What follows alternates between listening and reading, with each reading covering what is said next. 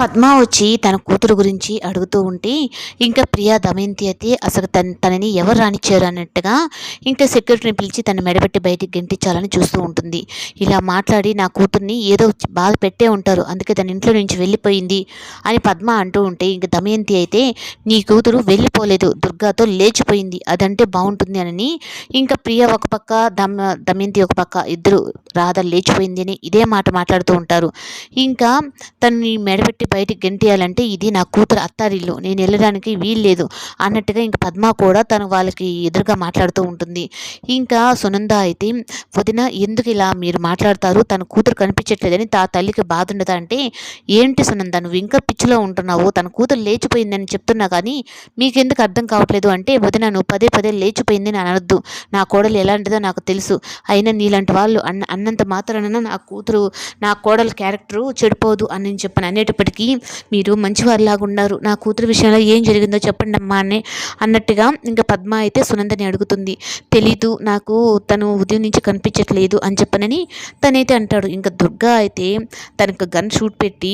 నువ్వు నన్ను పెళ్లి చేసుకుంటావా అని చెప్పని అంటూ ఉంటే పిచ్చి పిచ్చిగా ఉందా, చంపేస్తాను నిన్ను అంటే నువ్వు చంపలేదు, నేనే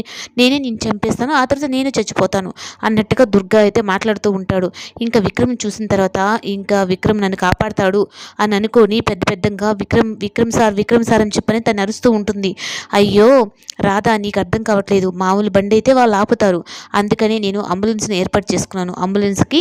ఈ సైరన్ మోడ్గా ఇచ్చాము అంటే తను ఎవ్వరు ఆపరు, ఎందుకంటే ఎవరు ఎమర్జెన్సీకి తీసుకెళ్తున్నారని చెప్పని అనుకుంటారు, అందుకే నేను ఈ ప్లాన్ చేశాను అని చెప్పని అనగానే నువ్వు ఎన్ని ప్లాన్లు చేసినా నా భర్త నన్ను కాపాడతాడు అన్న ధైర్యంతో నేనున్నాను అని చెప్పనని తను అనుకుంటుంది. ఇంకా అలా అనుకుంటూ ఉంటే ఇంకా దుర్గా అయితే మాత్రం నువ్వు కేక్ కట్ చేస్తావా లేదంటే నేను మన ఇద్దరికి ఈరోజు పెళ్ళి గుడిలో నేను అన్ని ఏర్పాట్లు చేసాను, ఆ మెడలో ఉన్న తాళ్ళు తీసేసి పక్కన పడేసి నేను కట్టే తాళి పెట్టుకొని నువ్వు నా భార్యగా ఇంకా లైఫ్ బాగుంటాం మన ఇద్దరిమి అన్నట్టుగా ఇంకా దుర్గా అంటూ ఉంటే నా ప్రాణం పోయినా నేను ఆ పని చేయను, అయినా అంతదాకా వచ్చావు అంటే నీ ప్రాణమే తీసి నేను జైలుకైనా పోతాను కదా అని చెప్పని అని ఇంకా రాధ అయితే అంటుంది. నువ్వు జైలుకి వెళ్ళనవసరం లేదు, జైల్లో ఉన్న మీ నాన్నే నేను చంపేస్తాను, అప్పుడు ఇంక జీవితాంతం నువ్వు ఏడుస్తూనే ఉండాలి అన్నట్టుగా బెదిరిస్తూ ఉంటాడు. ఏంటి మా నాన్న అడ్డం పెట్టుకుని నన్ను బెదిరిస్తున్నావా, అయినా నీలాంటి వాడిది ప్రేమ అని అనుకోను, నీది పిచ్చి అని చెప్పని అంటుకుంటే అవును నువ్వంటే నాకు పిచ్చి రాదా, అందుకే ఆ విక్రమ్ నువ్వు పెళ్లి చేసుకున్నా నా మనసు తట్టుకోలేక నిన్ను ఇలా కిడ్నాప్ చేయాల్సి వచ్చింది, నువ్వు మంచిగా వచ్చి ఉంటే నాకు ఈ బాధ ఎందుకు చెప్పు అన్నట్టుగా ఇంకా పద్మ అయితే మాత్రం తన కూతురు విషయంలో ఏం జరిగిందా ఏందా అని ఒకటేమైనా బాధపడుతూ ఉంటుంది.